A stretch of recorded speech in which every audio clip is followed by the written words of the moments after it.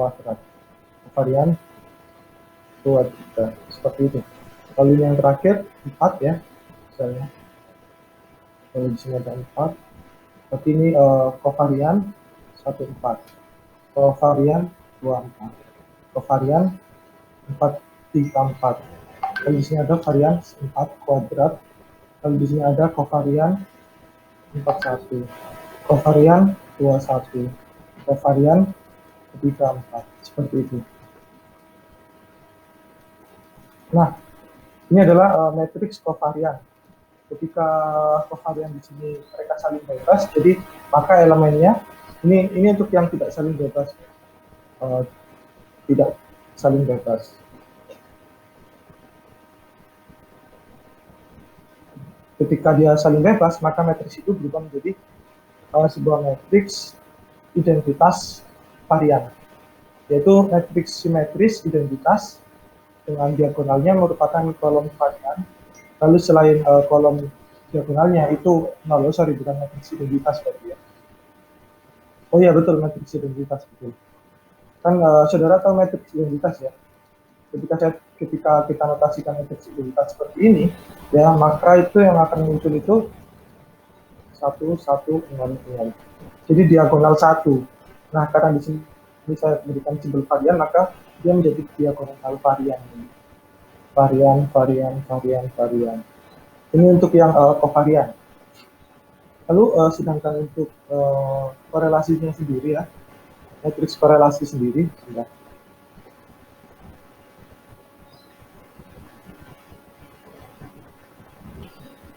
Sedangkan untuk matriks korelasi kita akan punya bentuknya ya. Biasanya korelasi itu disimbolkan dengan simbol begini, rho ya. Jadi ini ada 1, 2, 3, 4, 1, 2, 3, 4. Di sini ada 1, rho 1, 2, rho 1, 3, rho 1, 4, rho 2, 1, ini 1, rho 2, 3, rho 2, 4. Dan di sini ada rho 3, 1, rho 3, 2, 1, rho 3, 4. Lalu di sini ada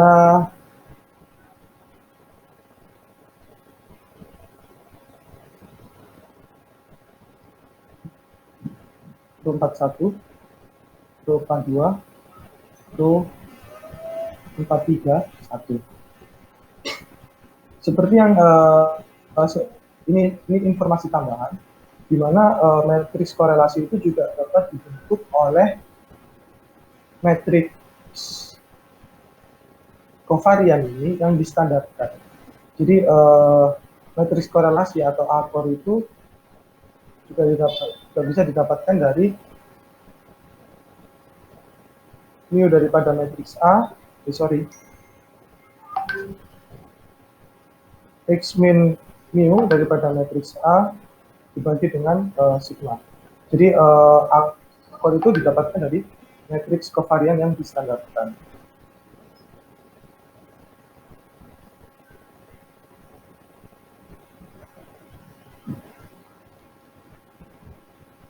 Untuk perhitungannya, ketika saudara menggunakan sebuah package panduan langsung, maka akan muncul hasil seperti ini.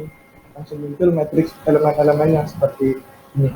Tetapi ketika kita mengerjakannya secara manual, maka yang pertama kita lakukan itu first things to do-nya adalah membuat sebuah matriks.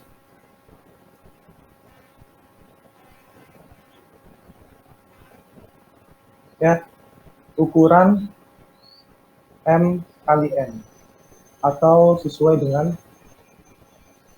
jumlah variabel. Ini berlaku untuk matriks kovarian dan korelasi ya. Misalnya kedua, isi elemen-elemennya dengan atau korelasi. Jadi dengan menggunakan kovarian atau korelasi menggunakan looping bersarang. atau perulangan bersarang seperti itu. Sebenarnya logikanya sangat sederhana ya. Ketika kita, misal saya punya sebuah elemen ya, kita bentuk dulu elemen matriksnya ya. Misal ukurannya 4 kali 4 ya. 1, 2, 3, 4. 1, 2, 3, 4 begini. Misal jika kita ingin melakukan pengisian terhadap baris atau kolom terlebih dahulu, itu terserah saudara ya, mau mengisi baris atau kolom terlebih dahulu. Jadi kita bisa gunakan perulangan itu for i in, ini misal saya menggunakan bahasa R ya, 1 sampai dengan n call matrix, misal saya sebutkan dengan A ya, matrix.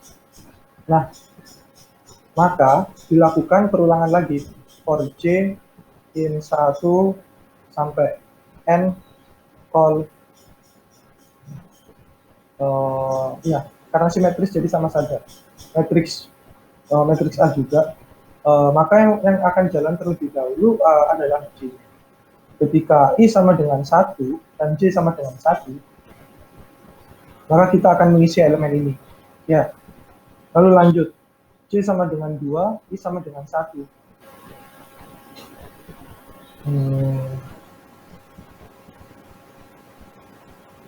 Oke, jadi nanti di sini tuh akan ada nilainya. Maka kita deklarasikan di sini ya. Untuk A, I, J misalnya. Sama dengan misal kita isi dengan nilai korelasi atau kovarian.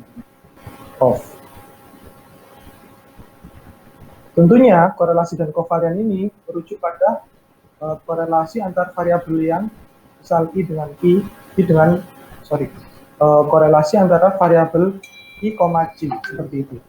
Maka ketika I dan J sama dengan 1, kita mengisi elemen ke 1 ya, maka korelasinya adalah korelasi antara variabel 1 dengan variabel 1, maka isinya akan sama dengan 1.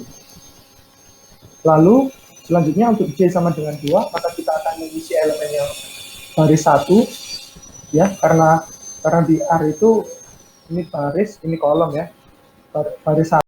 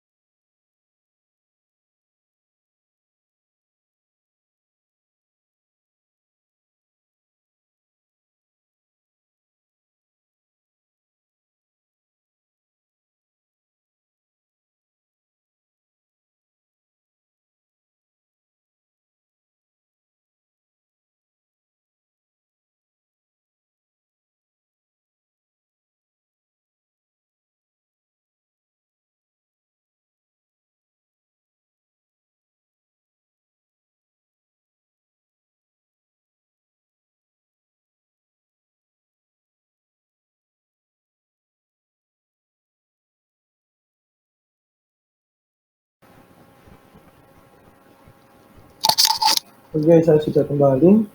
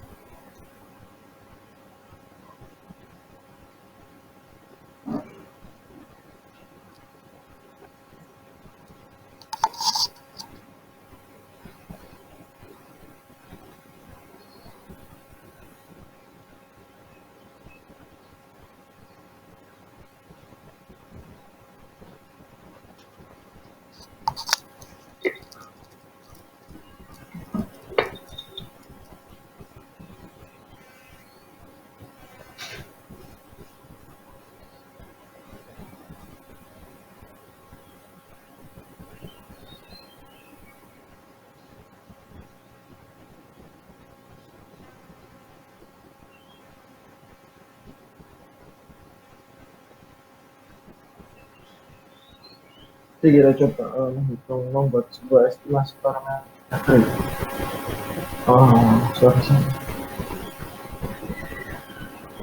Misalnya saya random sebuah data.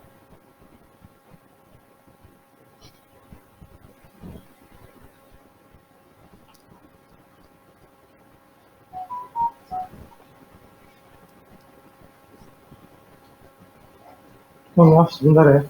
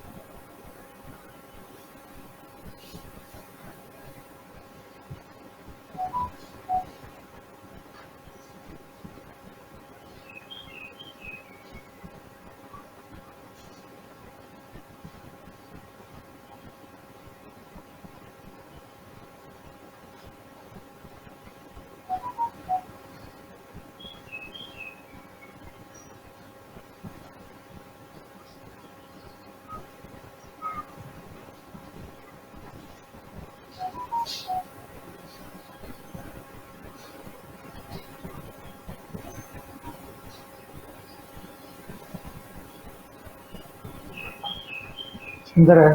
Sebentar.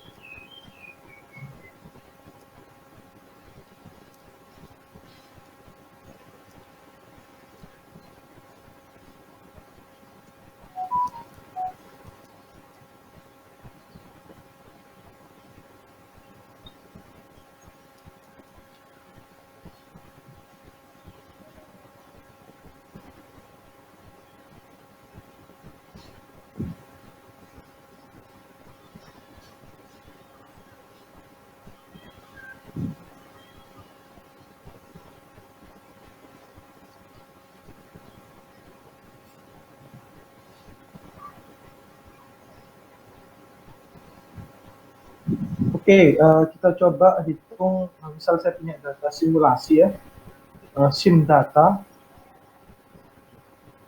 yang merupakan sebuah bilangan acak ya, acak berdistribusi normal lah, misal random berjumlah 100 dengan min sama dengan 5, standar deviasinya 2 lah ya, 2. Oke, coba lebih besar lagi nih. Di 4 ya. Minnya coba 8. Oke, saya sudah generate data.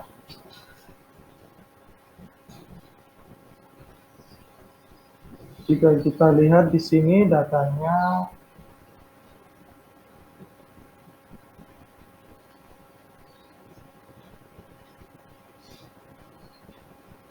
using data normal ya, karena saya juga di distribusi normal. Oke, sekarang kita coba untuk menghitung estimasi minnya secara langsung. Estimasi titiknya misalnya. Estimasi titik dengan min sama dengan sim data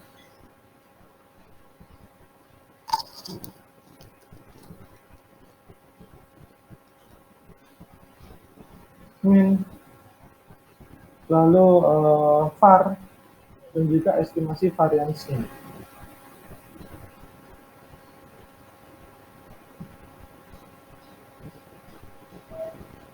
Kita akan lihat hasilnya bagaimana. Oh, oke. Okay. Karena ini SD ya, berarti standar deviasi seperti itu. Jadi jika kita kuadratkan, maka hasilnya akan 16 ya. Make sense ya. Jadi kalau gitu kita standar deviasikan saja.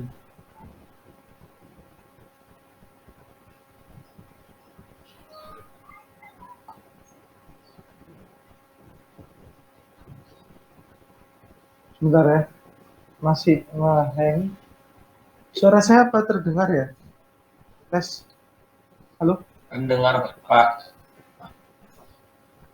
Oke, terima kasih. Nggak mau jalan ini plotnya. Sebentar.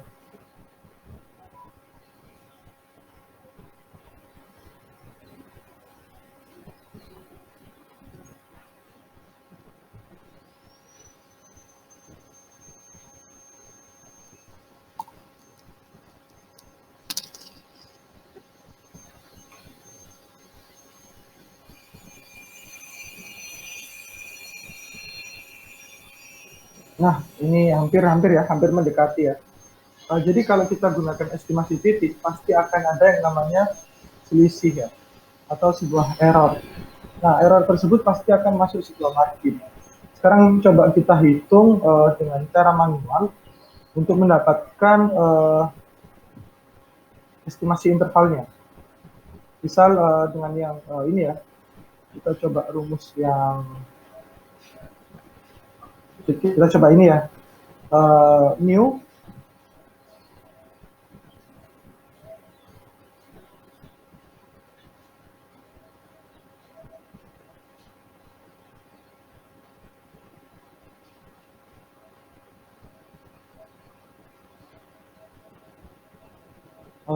X bar dikurangi dengan Z alpha.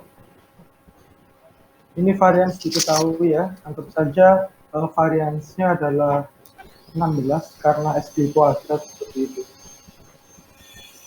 Rumusnya adalah X bar dikurangi dengan, saudara tahu ya, Z alpha per 2 itu apa artinya? Jadi dia dari distribusi normal. Jadi jika kita punya sebuah notasi misalnya Z alpha per 2, artinya adalah normal 01 atau normal standar ya, di mana alfa itu merupakan yang kita gunakan. Misal 5%, maka Z alpha per 2 adalah Z alpha 2,5% seperti ini. Nah, 2,5% itu kita bisa melakukan sebuah inverse ya untuk mencarinya. Jadi, misal ini terbentang sebuah distribusi normal standar ya. Black banget ya.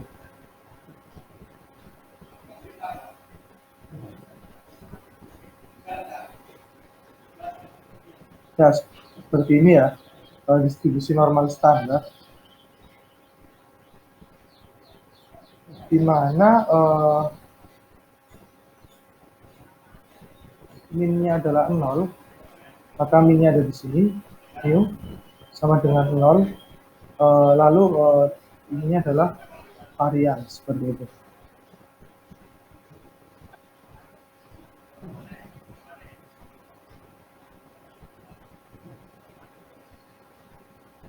Nah, ini itu biasanya rentang nilainya itu dari negatif 4 sampai dengan 4 seperti itu. Untuk luasnya kita bisa tahu bahwa secara keseluruhan maka luasnya adalah 100% ya. Jika kita arsir secara keseluruhan seperti ini, maka berarti luas 100%. Seperti itu ya. Maka jika 95% kurang lebih adalah seperti ini. Kurang lebih ya. Bukan semuanya ya. Jadi kurang lebih hanya seperti ini. Ini adalah bagian di mana nilai 95% itu, sedangkan di sini ada batas. Jika kita bagi 2, maka di sini 2,5%, di sini 2,5%, yang merupakan apa? Merupakan daerah penolakan. Ini adalah daerah penolakan.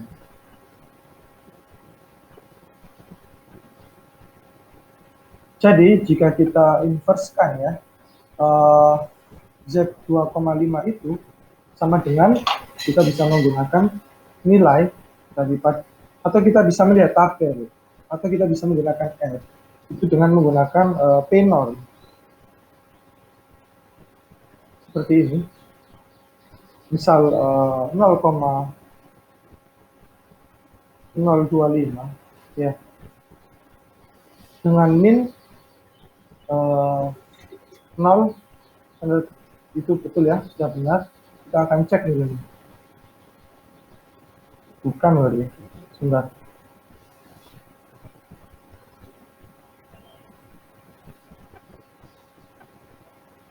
Oh, bukan P norm, tapi Q norm. Nah, ini betul. Q norm. Dikarenakan nilai Z-nya adalah harusnya kan negatif ya. Tetapi jika kita coba 0,05 itu 1, enggak.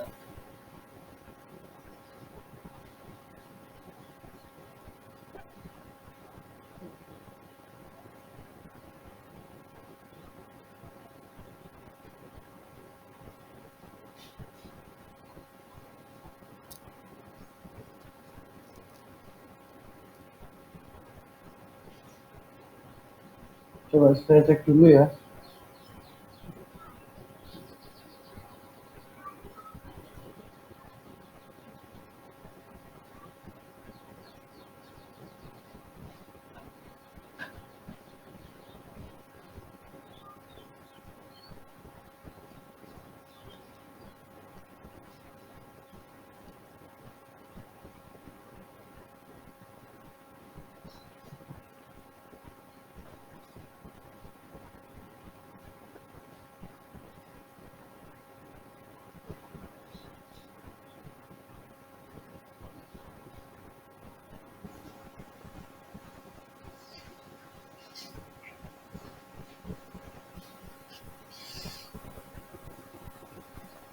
Hmm,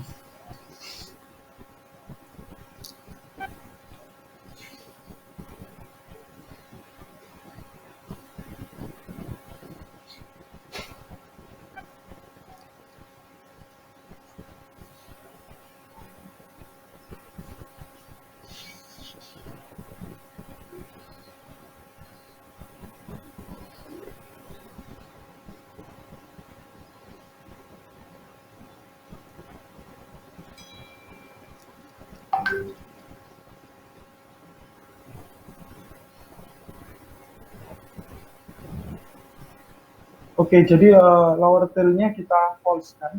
Apa itu lower tail? Mungkin kita bisa cek di sini sebentar.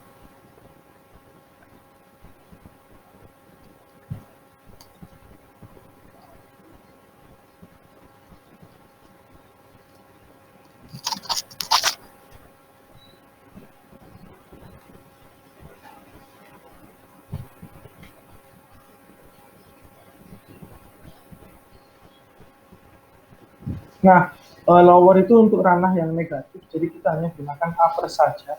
Nilainya tidak akan berbeda ya, tidak akan mempengaruhi keputusan seperti itu.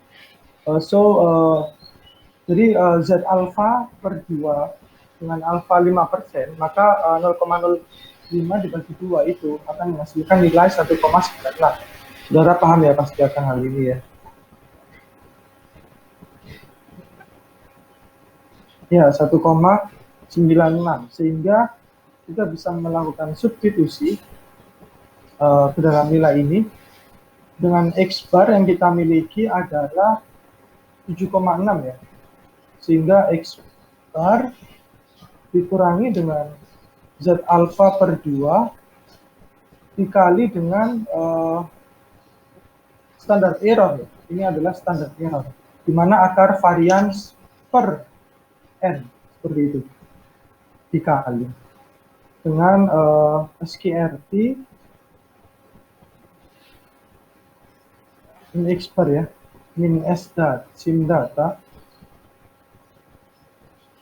Ini saya tulis lower bound atau lower atas bawah ya, lower bound sama dengan min sim data dikurangi ini dikali dengan SQRT standar error. Nah, standar error itu rumusnya var sim data dibagi dengan 100 atau jumlah data, atau mungkin saya gunakan length data seperti ini ya. Kita akan dapatkan 3,7 ya. Ini harusnya betul, ini betul 7,6, ini betul ya 1,96.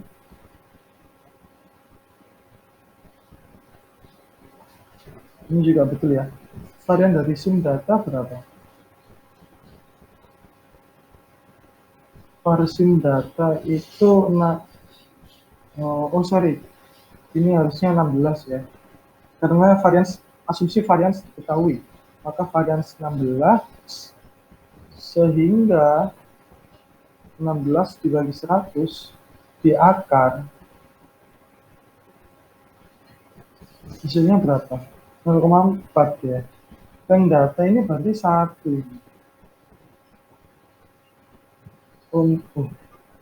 Sorry, sim data ya. Nah, oke. Ini adalah lower bound-nya. Kita dapatkan berapa nilainya? 6, lalu upper bound dengan rumus yang sama, bedanya adalah dijumlahkan. Seperti ini ya. Kita hitung upper bound-nya 8,4. Sehingga jika sebuah estimasi yang kita estimasikan berada di antara 6,84 dengan estimasi mu kita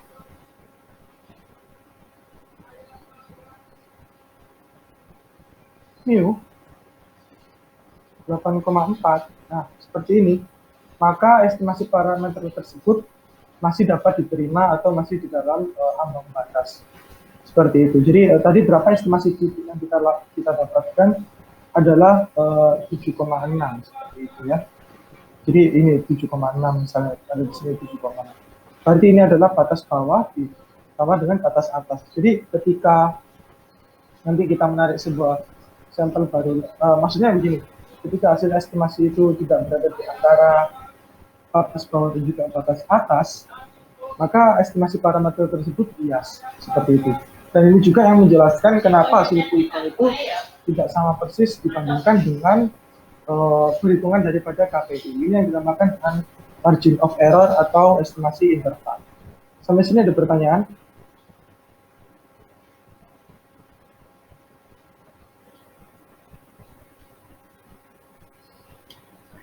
Coba kita coba di Python ya. Di Python itu untuk inverse norm apa ya?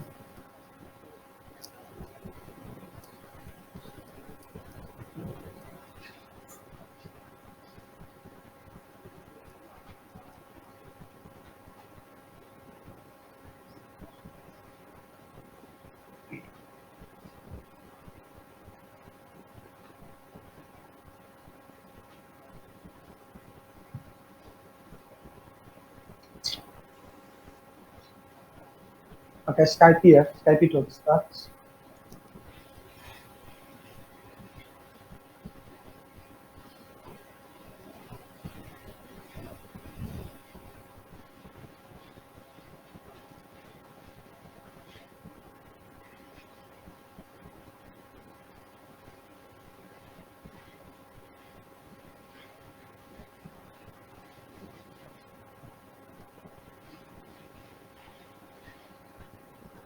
Nggak muncul ya?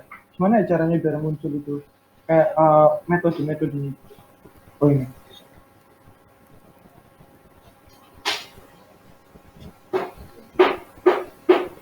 Oh, nggak muncul lagi.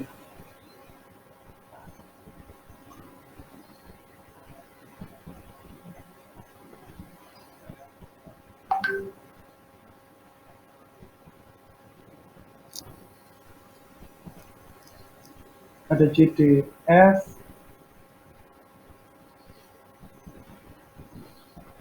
PPF, mungkin coba CDF ya. Argumennya apa ya?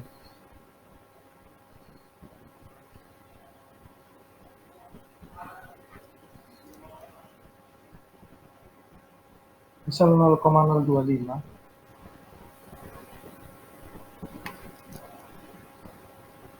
Bukan, bukan, bukan, bukan. Bukan juga.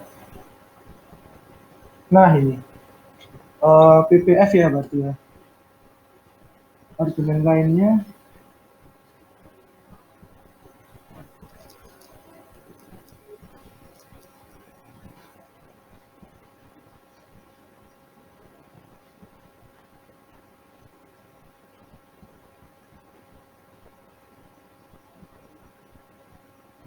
lower nya di false kan nggak bisa ya. Oke, oke, oke. Jadi kita gunakan 1 dikurangi 0,025 saja ya.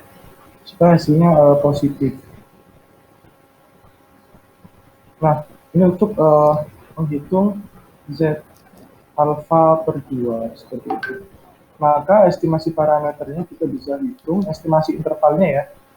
Misal saya punya sebuah data ya, np dot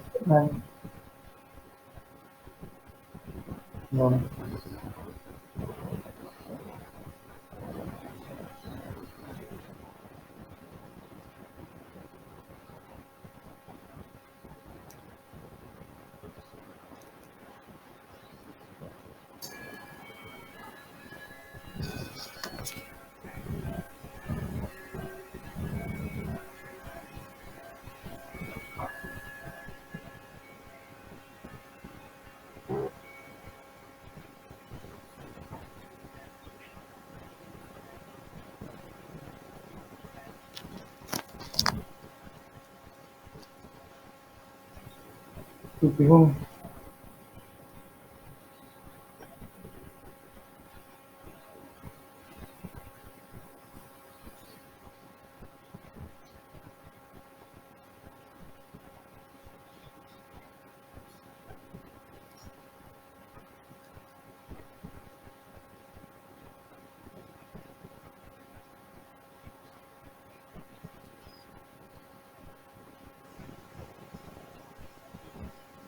Oh iya benar loh. Oh, nggak muncul ya tadi ya. np.random. Nah, apa saja argumennya? Oke, langsung kita size sama dengan 100 ya. Kita generate sim data sama dengan 100. Sorry. Tadi lognya berapa? Kita samakan saja.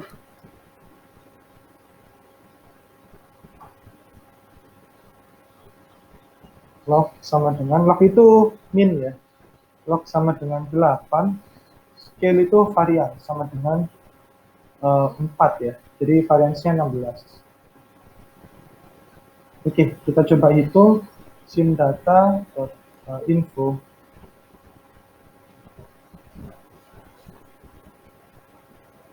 Sim data info bukan data frame ya. Aduh, ini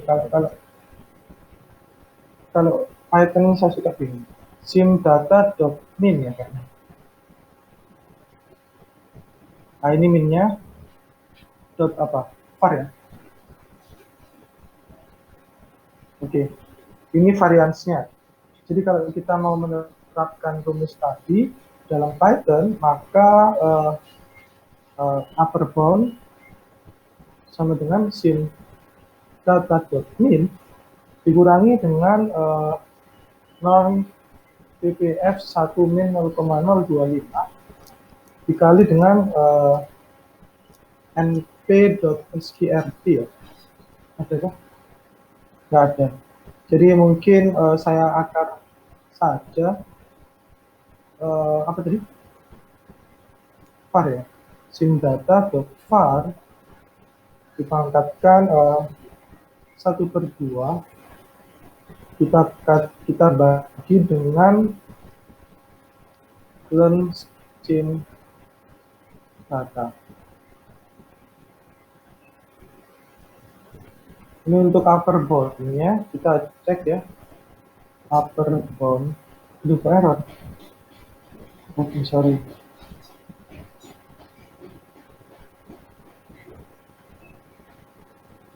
Hmm.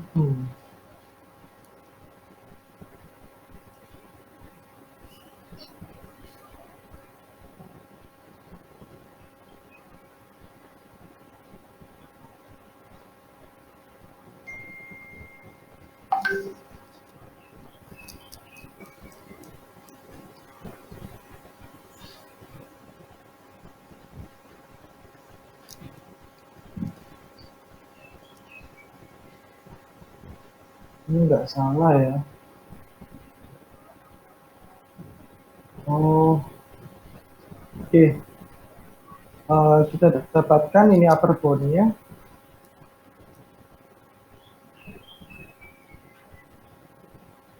Kalau ini lower bound. Sorry, ini upper bound ya. Kita jumlahkan ya.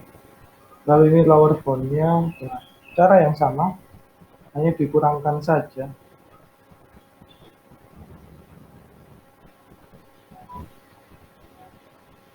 Print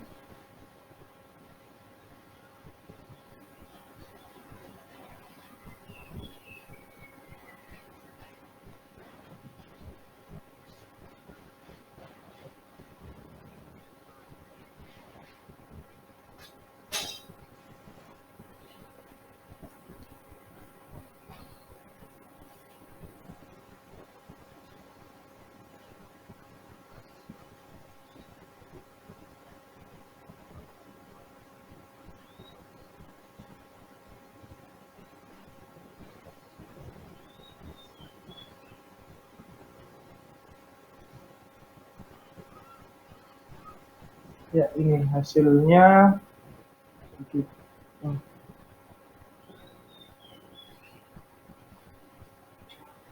Ini nggak masuk ya ini ya. Kok nggak masuk? 8 ya new-nya kan. New-nya kita dapat lokasi yang kita gunakan kan 8 ya. Malah dia nggak masuk. Ini ada yang salah Pak. Di bagian upper bound-nya ini. Itu sudah betul.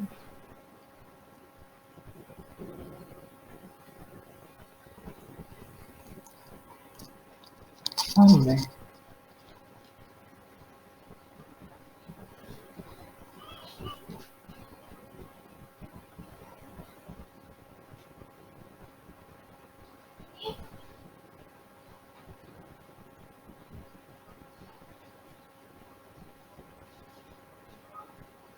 Aneh nih ya. Jadi sepertinya ini mungkin generatornya, bahkan batas atasnya pun dia nggak masuk loh. Coba sim data.min berapa? 7,5.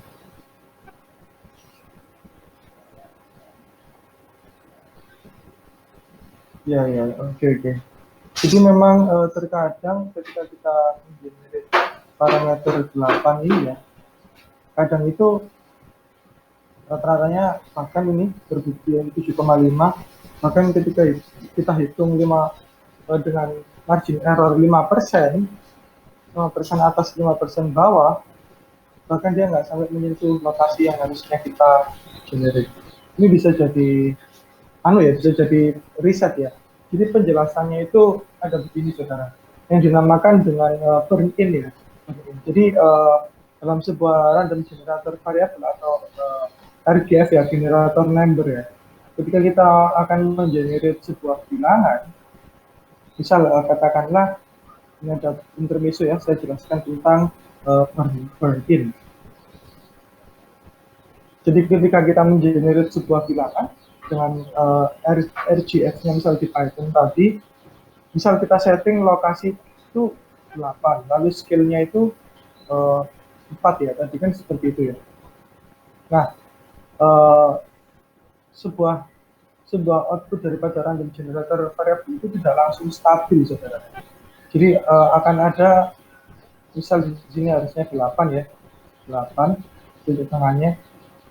Nah, biasanya itu untuk awal-awal itu, nah, kan seperti ini. Ini untuk bangkitan data misal 1 sampai 10, 1 sampai 20 itu masih nggak konsisten, tapi mendekati akhir-akhir biasanya akan lebih konsisten dan berada di sekitar angka 8-nya seperti itu. Itu dinamakan dengan burn in. Apalagi jika saudara membangkitkan outputnya sendirian. Jadi berarti itu kalau mesin itu butuh dipanasi DC. Jadi makanya kadang ada penelitian itu, misal saudara ingin membangkitkan bilangan ya, saudara bangkitkan bilangan, misal ingin mengambil 1000 ya, bangkitkan 1500, ambil mulai dari 501 sampai 1000. Itu hasilnya akan lebih konsisten dibandingkan saudara membangkitkan awal 1000 langsung saudara gunakan. Seperti itu. Itu teorinya namanya burn in. Oke, untuk uji hipotesis, untuk estimasi interval apa ada pertanyaan? Untuk yang 2 sampai 6, 2 sampai 6 silahkan dipelajari sendiri ya, nanti saya akan beri penugasan, tapi nggak semuanya kok. Oke, sampai sini ada pertanyaan?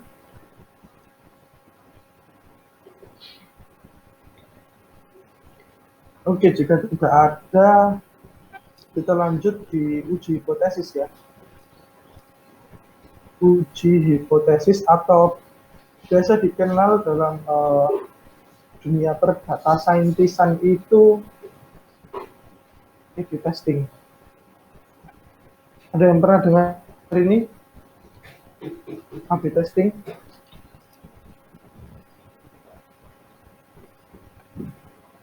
Iya, jadi A/B testing itu bagaimana kita melakukan riset untuk membandingkan dua metode atau dua treatment. Jadi eksperimen seperti itu. Misalnya, biasanya ini sering digunakan pada pemasangan tombol UI, user interface ya. Jadi di Shopee, di Gojek, di aplikasi-aplikasi. Makanya terkadang tombol-tombol itu suka pindah-pindah. Misal di update yang baru, tombol fokusnya misal ada di sini. Lalu update lagi, tombol fokusnya itu pindah ke sini. Mereka itu lalu update lagi, ternyata kembali lagi ke sini. Nah, itu mereka biasanya sedang melakukan yang namanya A/B testing. Kalau saudara aware ya tentang ini, apa itu A/B testing? Jadi ketika kita punya sebuah sampel, ya, kita beri sebuah treatment pertama, katakanlah treatment A, lalu kita collect datanya ya, misal untuk hal ini apa yang ingin dikolek? Frekuensi tombol tersebut dipencet. Frekuensi tombol dipencet. Atau orang menekan tombol tersebut. Ditekan. Kita punya nih, sekian. Nah, frekuensinya saya gambarkan melalui sebuah histogram ya.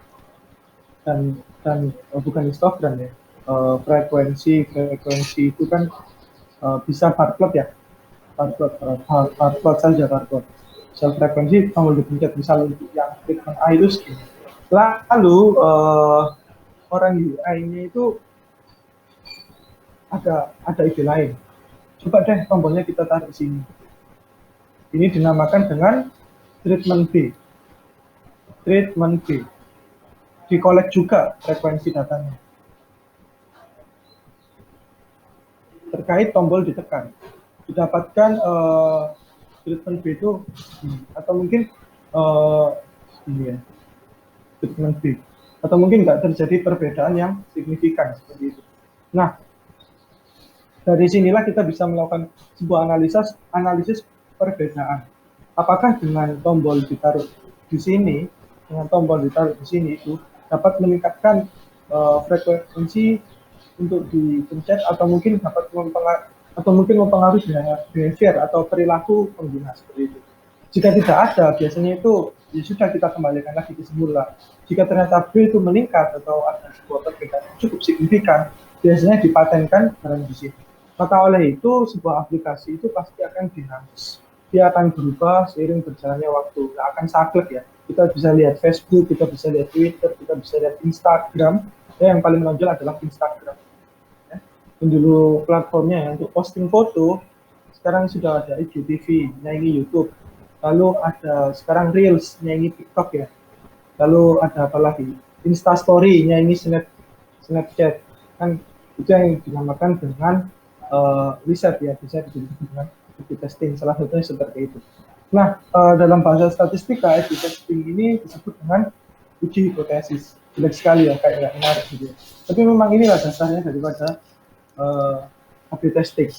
Oke, uji hipotesis itu ada satu sampel, lalu ada 2 sampel,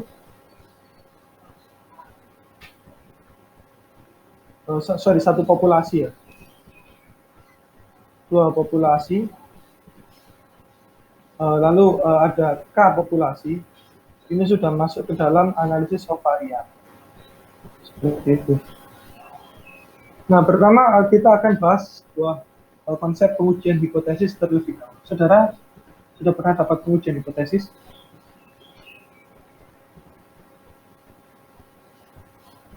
Coba saya cari dulu materinya.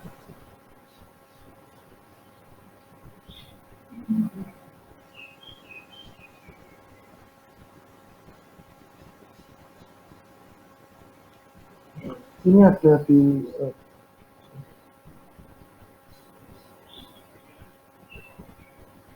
Oke, kita lanjutkan ya.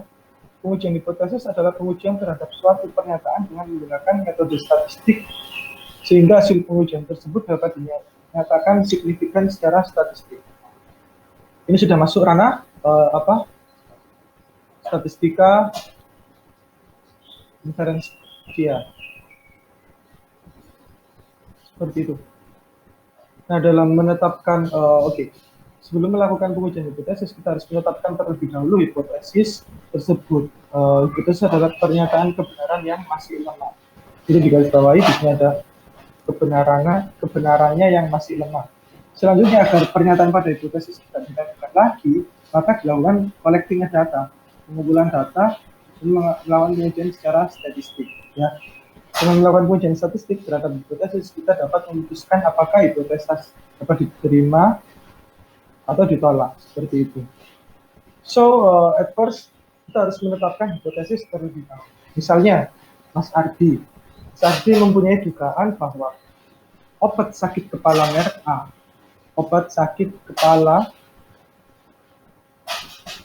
A itu lebih ampuh dibandingkan obat sakit kepala merek B.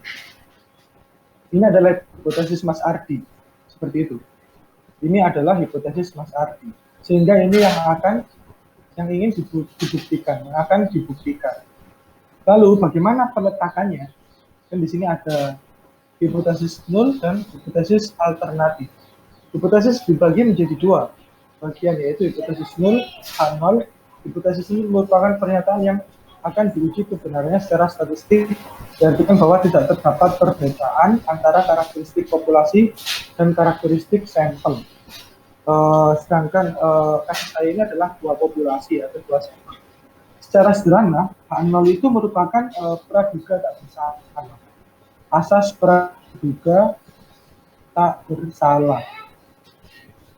Apa itu Pak? Asas praduga tak bersalah. jika Mas Adi mempunyai hipotesis obat sakit kepala merek A ini lebih manjur daripada merek B, ini merupakan hipotesis satu. Ini adalah hipotesis yang ingin dibuktikan. Sehingga hipotesis praduga tak bersalahnya adalah obat sakit kepala sama dengan obat sakit kepala merek A, sama ampuhnya dengan merek B. Sehingga A sama dengan B. Ini untuk yang H0 ya. Bisa dipahami?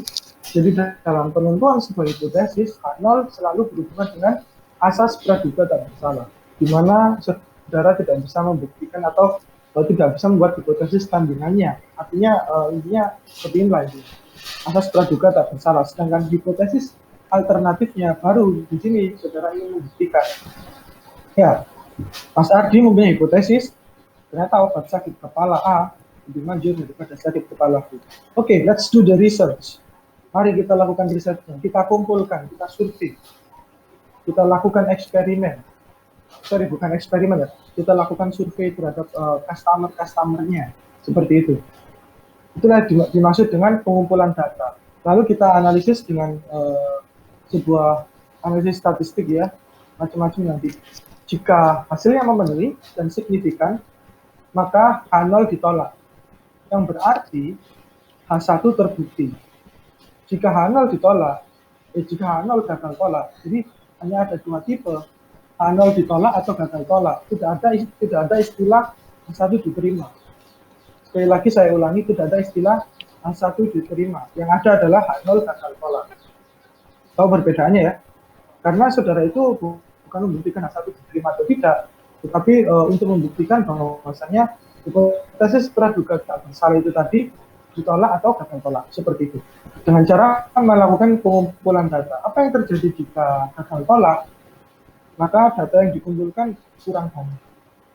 Saudara bisa melakukan penambahan data, melakukan eksperimen lagi, seperti itu. Jika dirasa datanya sudah cukup banyak, tetapi masih gagal tolak, nanti hipotesis saudara ini tidak terbukti. Seperti itu. Sampai sini ada pertanyaan?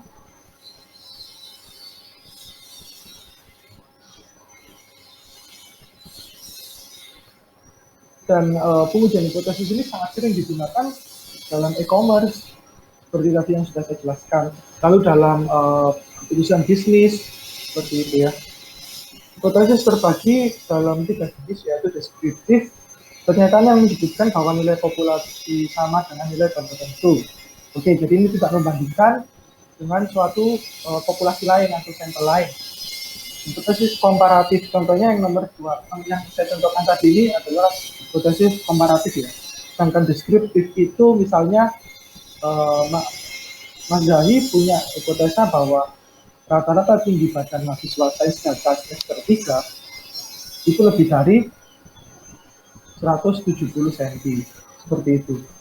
Itu adalah hipotesis deskriptif. Lalu hipotesis asosiatif, pernyataannya yang menyatakan adanya hubungan antar variabel. Ini yang kita dapatkan atau yang kita terapkan dalam apa ini? Saudara sudah dapat ini pada semester ini juga. Apakah sampai sini atau belum ya? Statistika, regresi. Ini adalah hipotesis asosiatif. Seperti itu. Sampai sini ada pertanyaan, bisa diikuti ya.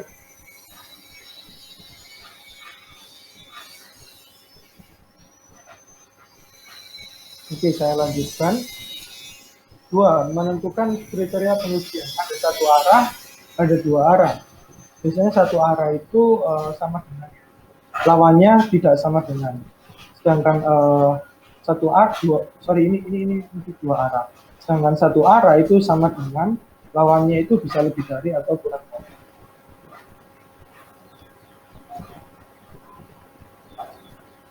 Statistik uji yang digunakan itu sesuai dengan hipotesis. Ya, ini nanti saya jelaskan. Menetapkan tingkat signifikansi atau titik kritis. Biasanya itu 5%. 1% ini untuk medis ya. Semakin kecil alfanya, maka semakin susah untuk ditolak. Seperti itu. Sehingga apa yang harus dilakukan? Dilakukan percobaan atau pengamatan yang benar-benar. Ini biasanya untuk medis, terutama obat, treatment perawatan seperti itu. Jadi yang hubungannya dengan nyawa. Lalu ada 10%. Dan yang terakhir adalah mengambil kesimpulan. Nah, ini yang sering digunakan. Jadi pengambilan kesimpulan means jika gagal tolak, maka apa jika. Jadi kesimpulan itu bisa gagal tolak atau ditolak.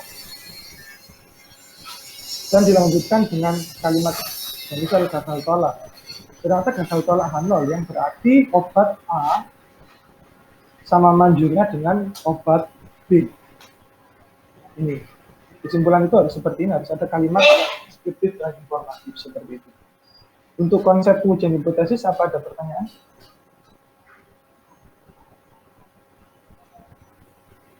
Oke, saya lanjutkan di bagian, kita coba yang uji Z satu arah dulu ya. Sorry, uji T satu populasi. Uji rata-rata T satu populasi.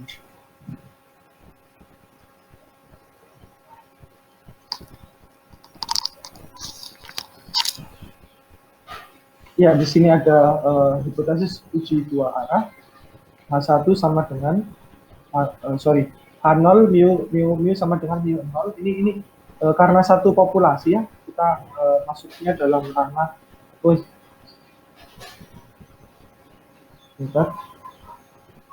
Jadi untuk yang satu populasi tadi, kita masuknya dalam ranah apa ini? Uji deskriptif ya. Uji deskriptif. Seperti itu. Nah, sebentar.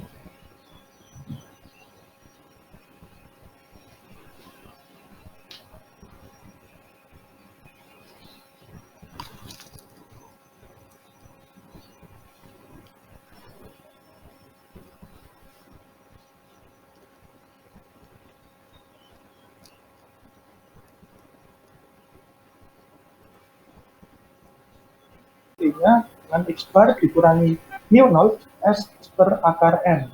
Jadi X bar adalah rata-rata data ya.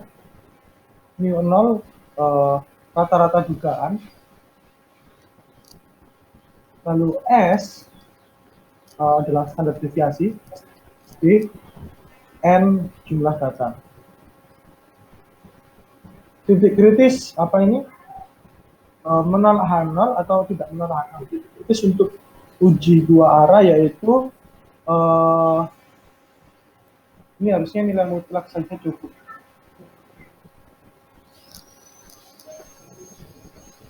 T alfa per 2, V derajat bebasnya. Nilai mutlaknya seperti itu. Sedangkan untuk satu arah, untuk kurang dari, maka negatif T alfa per 2, V. T alfa, V untuk yang positif, itu lebih dari T alfa, V. Keputusan apabila H0 untuk di dua arah, kalau H0 apabila T kurang dari ini, atau T lebih dari ini. Jadi nilai T hitung itu untuk menolak H0 harus lebih dari ya. T lebih dari nilai mutlak saja.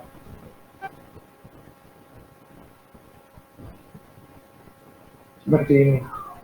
Nah, untuk keputusan uji dua arah, satu untuk tolak H0 apabila T kurang dari negatif T alfa, V. Nah, satunya adalah tolak H0 apabila T lebih dari T alfa, V. V itu apa? V itu derajat bebas ya. Biasanya identik dengan jumlah data. Seperti itu. Ya, oke. Kita coba di R ya, di R dulu.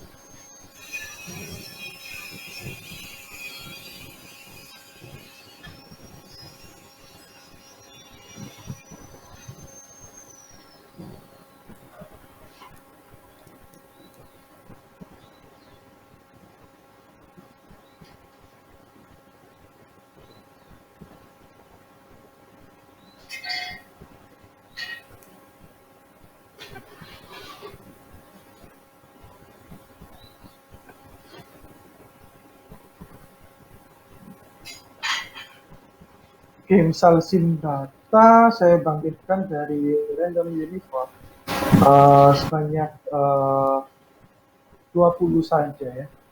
20 dengan nilai minimum adalah misalnya 5, maksimum 20. SIM data. Saya coba jalankan seperti ini ya.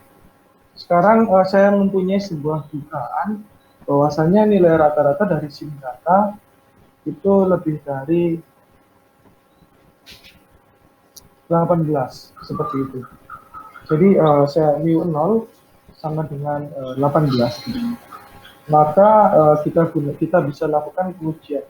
Hitung ya. Dihitung apa tadi rumusnya? X bar min atau X bar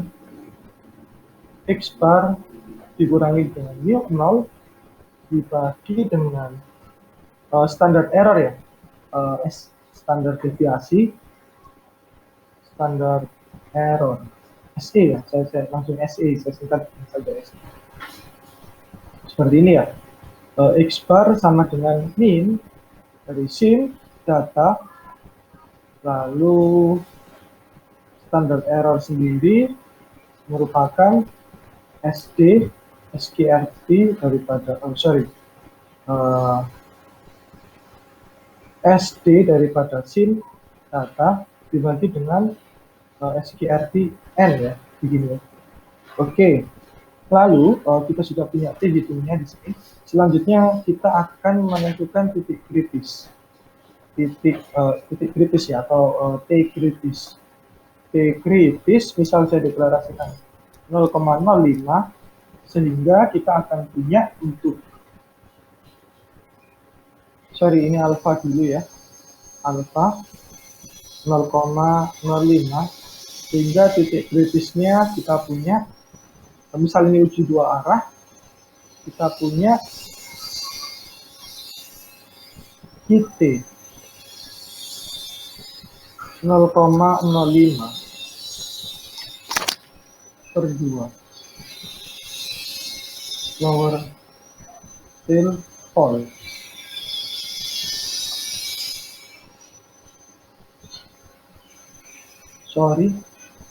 TF 20. TF itu jumlah datanya ya teman-teman. Kita dapatkan nilai 2,08 ya untuk titik kritisnya, sehingga if dihitung lebih dari T kritis, print tolak H0 else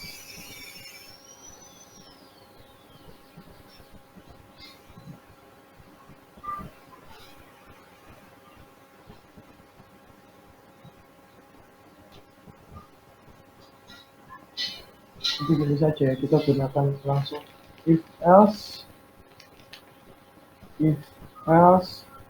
T hitung lebih dari T kritis tolak H0 gagal tolak H0. Kita jalankan langsung.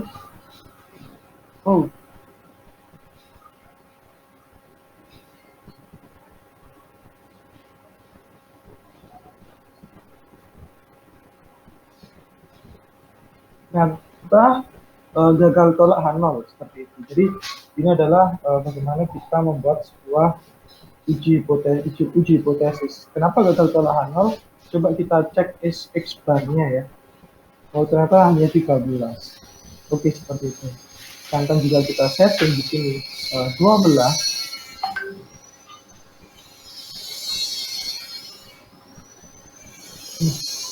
Harusnya tolak H0 harus ini. Enggak. Lebih dari ya. Sorry, saya mendeklarasikan bahwasannya mu 0 sama dengan mu. Oke, oke.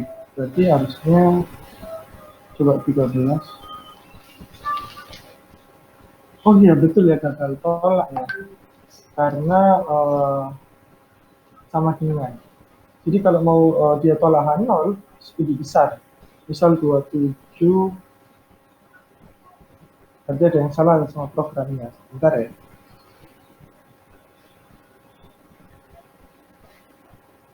Min-nya itu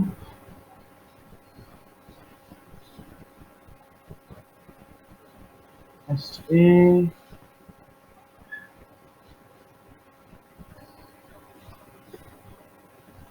oh terhitungnya negatif.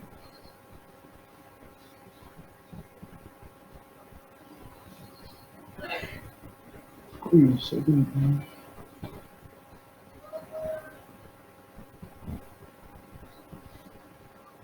Oh, jadi yang absolut itu,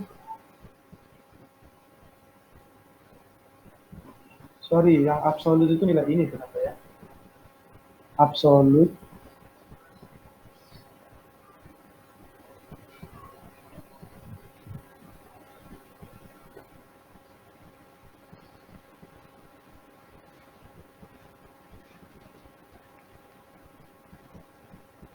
seperti ini ya. Oke, oke, oke, oke. Coba kita bandingkan dengan hasil R-nya ya. Oke, tes sih.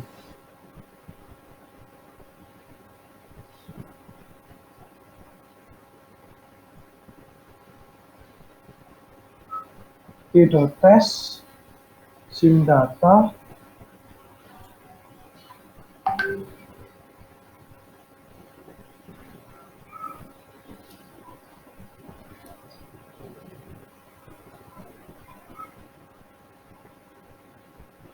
Kita coba cek T-nya apakah sama. 12,6. Oh, berbeda ya. Oh, sorry. Oh, ini harus saya tambahkan terlebih dahulu. Nah, alternatif.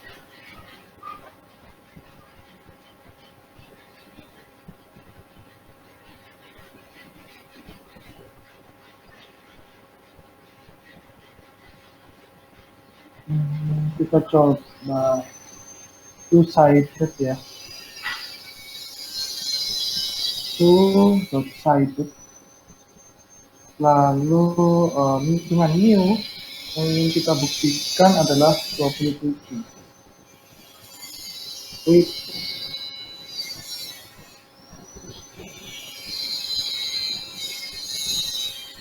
Nah ini.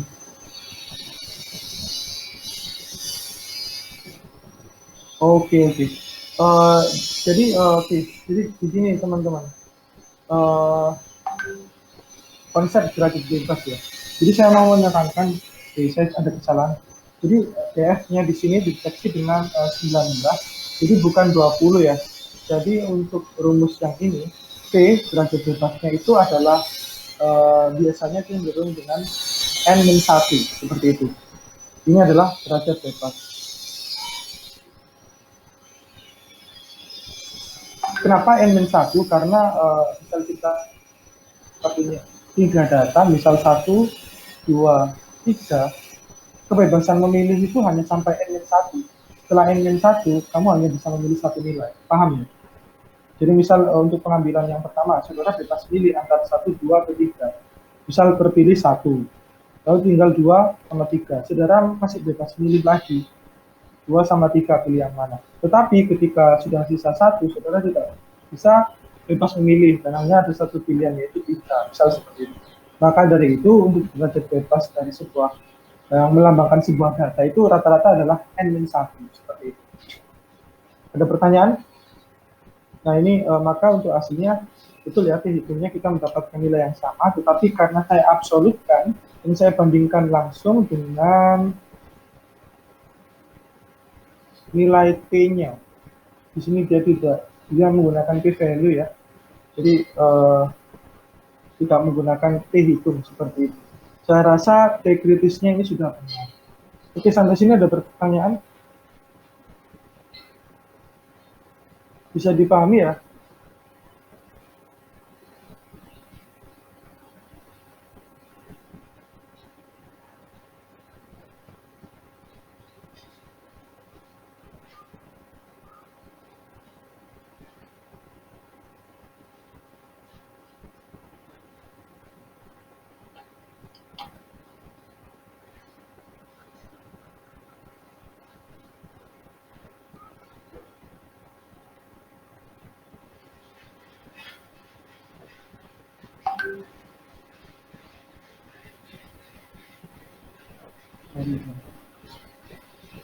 Ada pertanyaan sampai sini?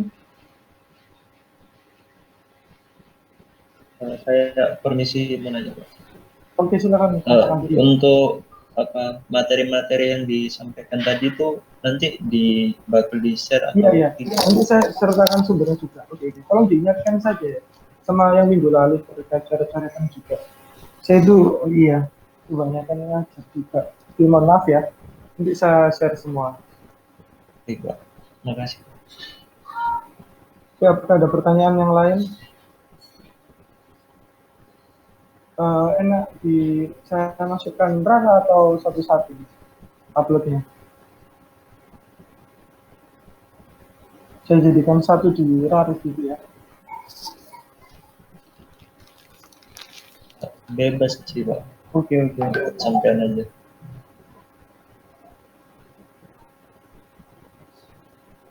Kalau yang ini jelas saya share nanti ya. Oke, ada pertanyaan sampai sini? Oke, jika tidak ada, mungkin bisa dicukupkan ya. Kurang lebihnya saya mohon maaf. Terima kasih atas waktu dan perhatiannya. Saya akhiri kuliah pada pagi hari ini. Assalamualaikum warahmatullahi wabarakatuh.